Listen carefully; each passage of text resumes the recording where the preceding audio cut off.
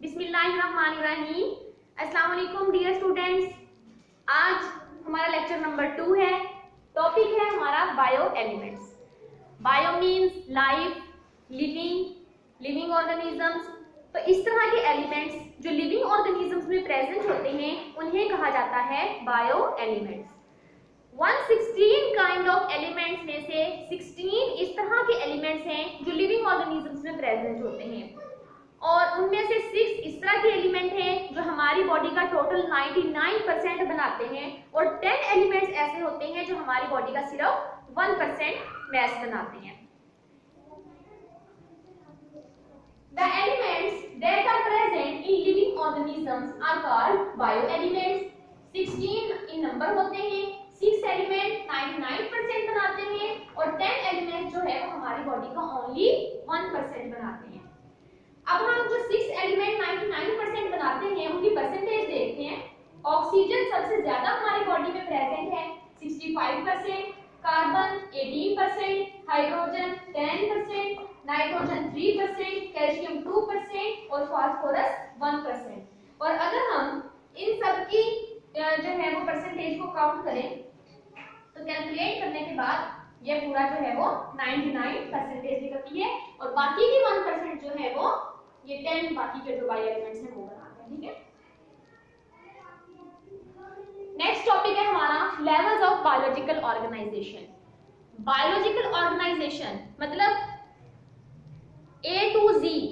Biological organization start कहां से होती है और खत्म कहां पर होती है।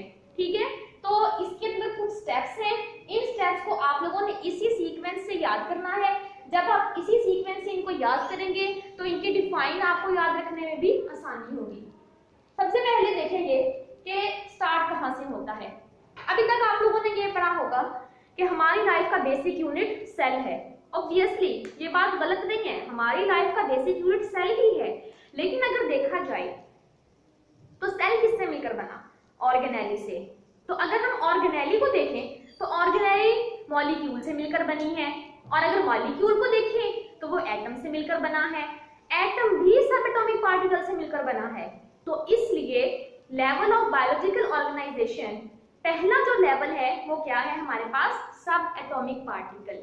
तो सब एटॉमिक पार्टिकल जिनसे मिलकर एटम बनता है उन्हें सब एटॉमिक पार्टिकल कहा जाता है। वो है हमारे पास प्रोटॉन्स, इलेक्ट्रॉन्स, न्यूट्रॉन्स। मतलब फंडामेंटल ये 3 हैं, वैसे बहुत ज्यादा ये होते हैं। एंटी न्यूट्राइनो है, न्यूट्राइनो है। ठीक है। तो फंडामेंटल जो है वो हमारे पास ये 3 सब एटॉमिक पार्टिकल हैं। तो बेटा जब ये आपस में कंबाइन होते हैं सब एटॉमिक पार्टिकल तो वो हमारे पास बना देते हैं एटम। तो वो होगा एटॉमिक लेवल। तो यूनिट ऑफ मैटर, मैटर का जो यूनिट होता है उसे कहा जाता है एटम। जैसा कि कार्बन, हाइड्रोजन, नाइट्रोजन, ऑक्सीजन। यहाँ तक क्लियर है सबको? कोई क्वेश्चन यहाँ से हो तो आप जो है वो कमेंट करके पूछ सकते हैं हमसे। नेक्स्ट है हमारे पास मॉलिक्यूलर लेवल। अब क्या है कि जब ये एटम्स आपस में कंबाइन होंगे, या तो एटम सेम काइंड के एटम कंबाइन हो जाएंगे या डिफरेंट काइंड के एटम कंबाइन हो जाएंगे, तो वो मिलकर बना देंगे हमारे पास मॉलिक्यूल। ठीक है।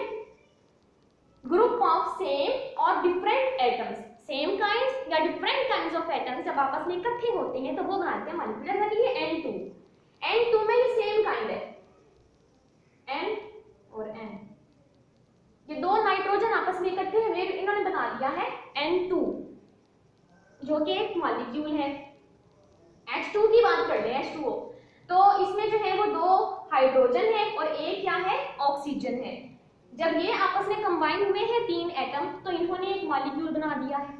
ऐसे ही ग्लूकोज में कार्बन, हाइड्रोजन और ऑक्सीजन के अलग अलग कंसंट्रेशन जो है वो प्रेजेंट है एटम्स की। तो इन सब ने मिलकर मॉलिक्यूल बना दिया है।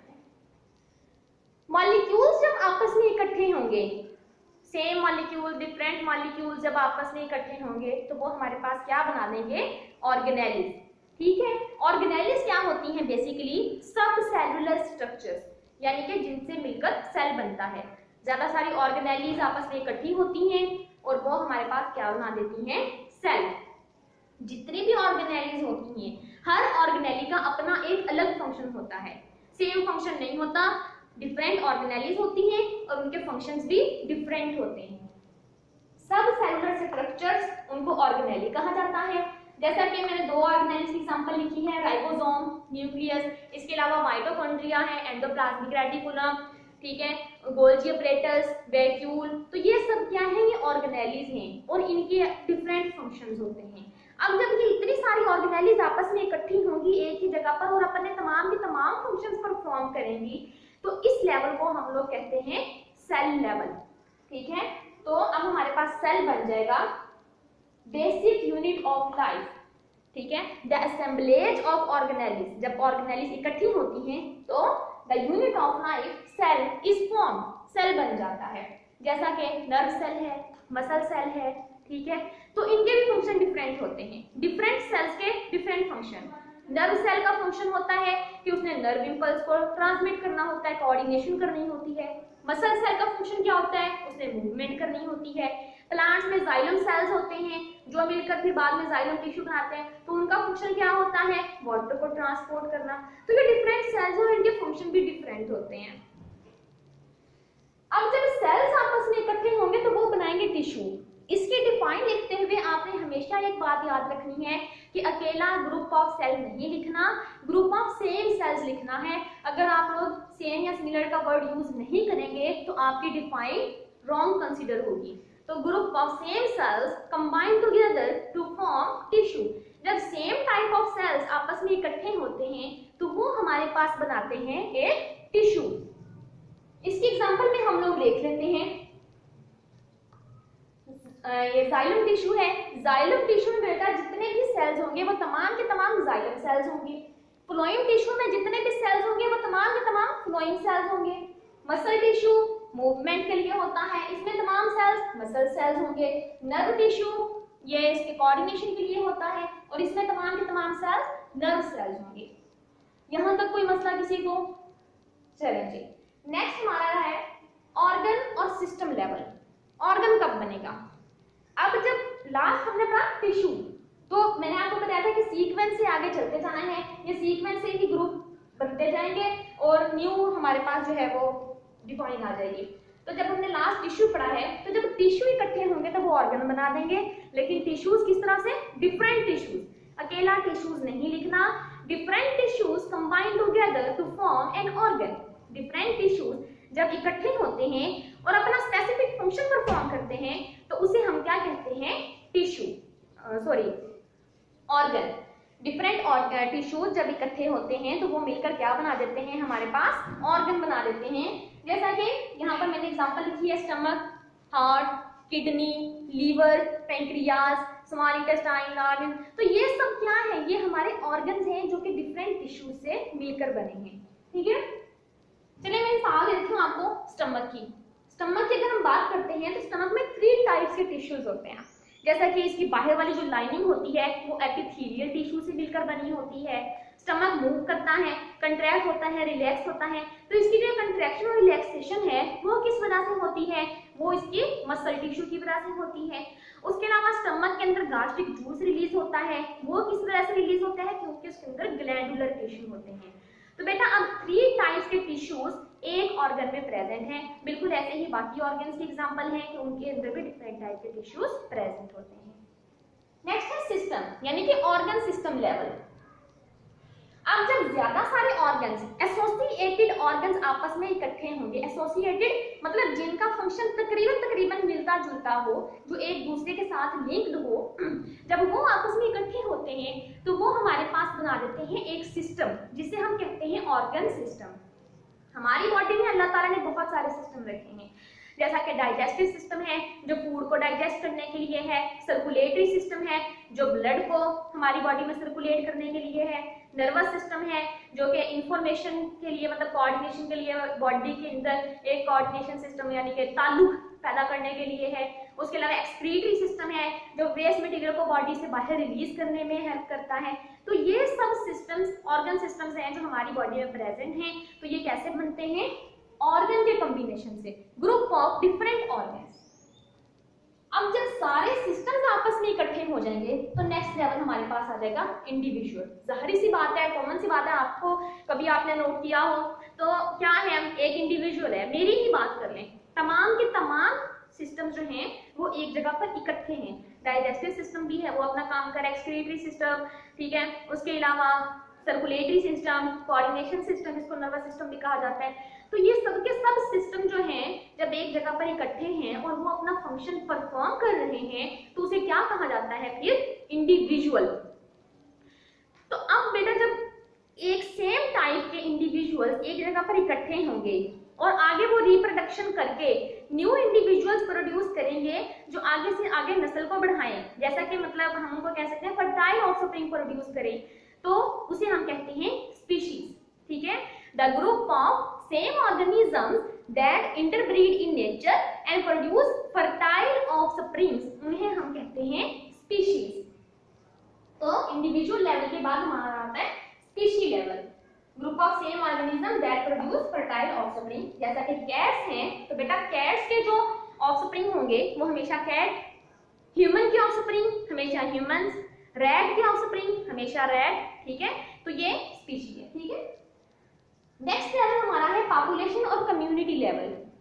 अब जब आप इसकी डिफाइन में भी आपने कुछ पॉइंट्स हैं जो आपने हमेशा माइंड में रखने हैं कि पॉपुलेशन में आपने 3 शराइत लाजमी मेंशन करनी है, group of same species, same place, same time. ठीक है, सेम स्पीशी की आपने वो देखना है, ग्रुप देखना है, और वो कहाँ रह रहे हैं? एट अ सेम प्लेस, एक ही जगह पर, इन द सेम टाइम, एक ही वक्त में, तो उसे हम कहते हैं पॉपुलेशन। पॉपुलेशन में सिर्फ हम सिंगल स्पीशी को काउंट करेंगे, 2 स्पीशी को काउंट नहीं करना। सिंगल स्पीशी काउंट की जाएगी ह्यूमन पॉपुलेशन, या फिर एनिमल में देखा जाए तो लाइन एक अलग स्पीशी है उसकी पॉपुलेशन, कैट एक अलग स्पीशी है उसकी पॉपुलेशन। तो ये सब कुछ जो है वो पॉपुलेशन में डिस्कस किया जाता है। नेक्स्ट है कम्युनिटी। कम्युनिटी में क्या है?